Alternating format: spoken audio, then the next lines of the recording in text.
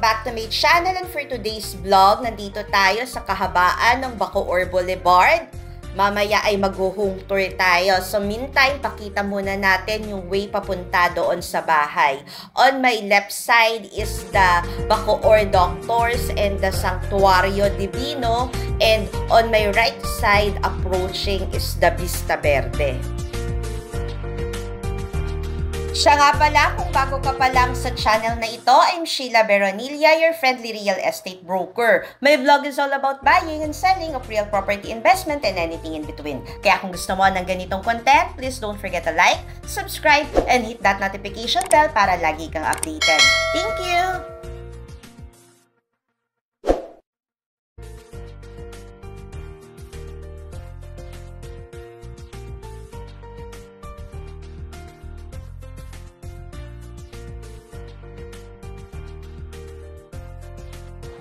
On my right side is the Walter Mart, and nandito din yung Solviento Villas, yung isa sa mga high-end project along Bacoor Boulevard.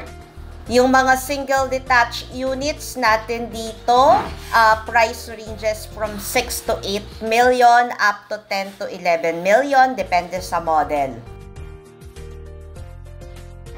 Dito sa kabilang lane, yung mga public utility vehicles na nandiyan dyan ay going to Baclaran, PITX, Loton, meron ding pa SM Bacoor at Pasapote. Dito naman sa lane na to, meron ditong papunta ng SM Molino at Paliparan, Dasmariñas, Cavite. On my left side, yung nakikita yung may color blue, ayan po ay gagawing SM Bacoor Boulevard.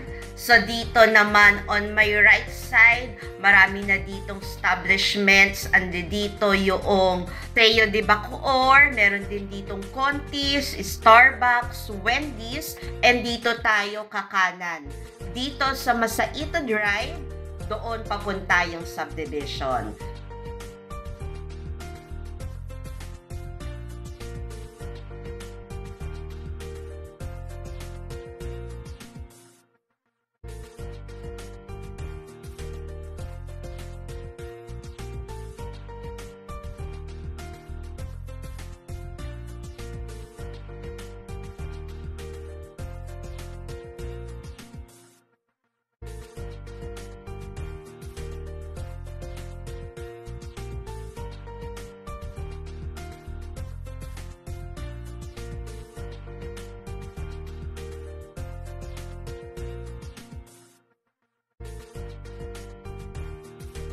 And nandito tayo sa may Lotus Lake. Ang mga price ranges dito siguro ng mga single detached houses is around 7 to 9 million.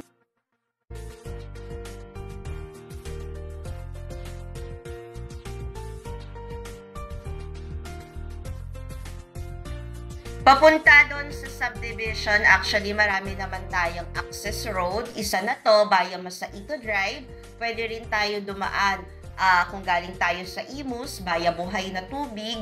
And kung galing tayo doon sa may Shell Pag-asa, meron din tayong daan doon.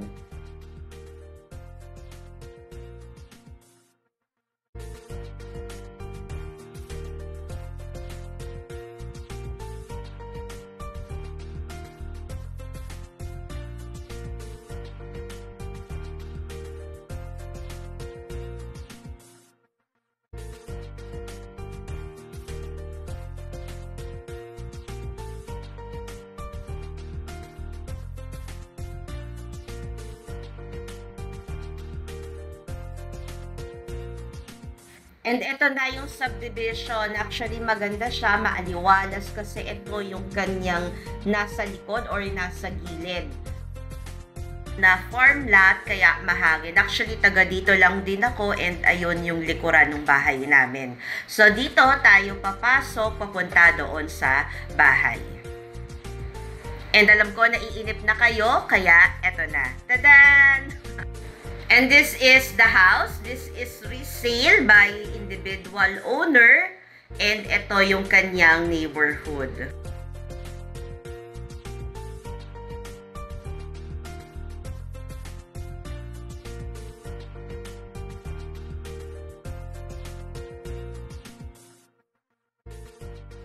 dito, 100% flood-free. Taga dito ako, kaya I can attest. Etong house na to, walang nakatira kasi nasa Metro Manila na nakatira yung owner dahil nandoon malapit yung kanyang work.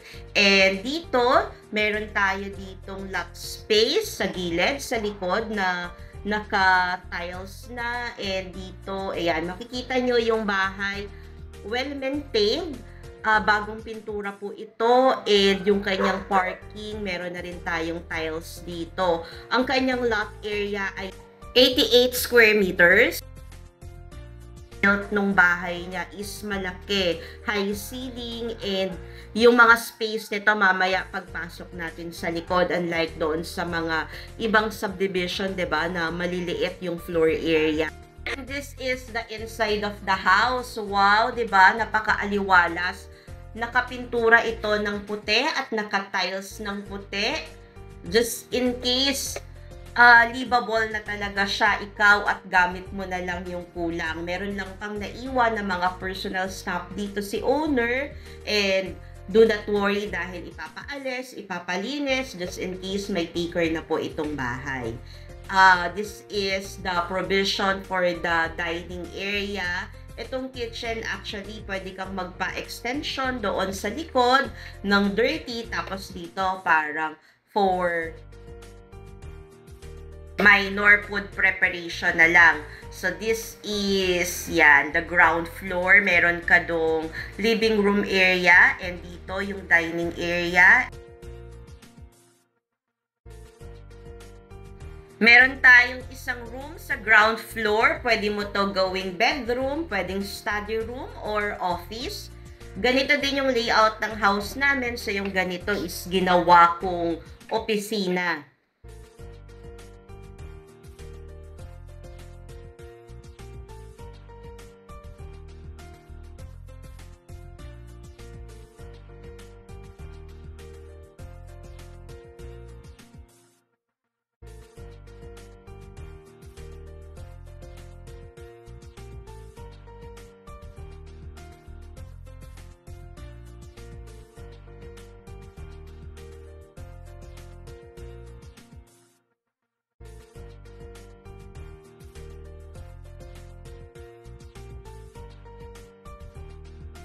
We have 2 toilet and baths in here. Ayun yung nasa kaliwa kanina, and meron din sa taas. Tara, akyat tayo. Maganda yung layout ng stairs nila dito kasi nasa gilid tago, and hindi nakakaharang ng livable space doon sa baba. Dito naman sa second floor, we have in here 3 bedrooms and 1 toilet and bath. Tapos meron tayong isang malaking terrace.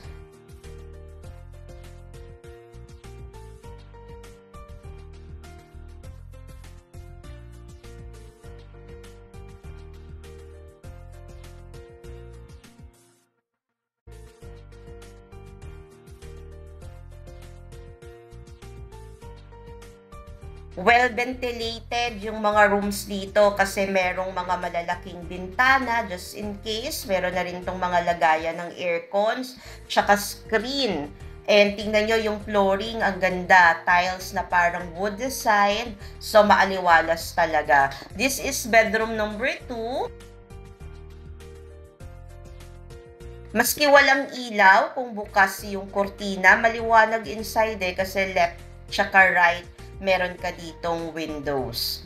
And this is the master's bedroom. Tapos may toilet and bath dito sa gilid na naka Jack and Jill para may access siya sa master's. Tapos may access din siya dito sa 2 bedrooms. This is the master bedroom. Very spacious, high ceiling, queen size na bed, maluwag ka pa rin.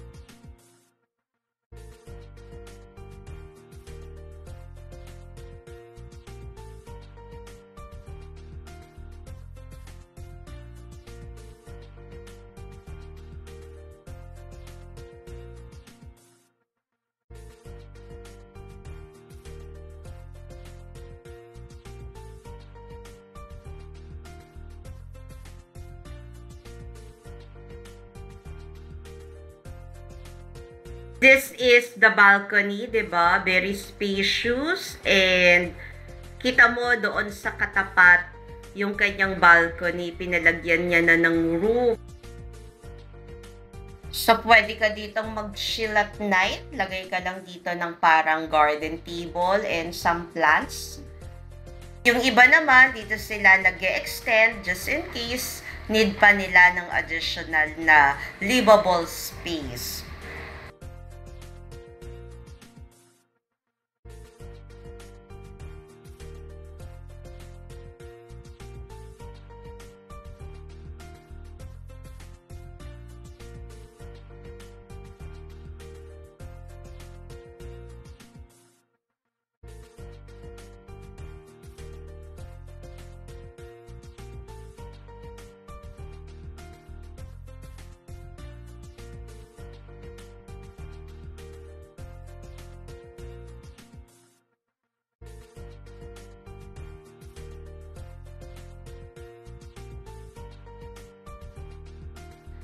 Ipopost ko po sa description box at saka sa comment section ng kanyang presyo. For viewing and inquiries, please direct message us at FB Messenger Sheila Medina Veronilla or contact us at Smart Viber 0908-893-4078, Globe 0917-842-7198. Thank you for watching and thank you so much for not skipping the ads.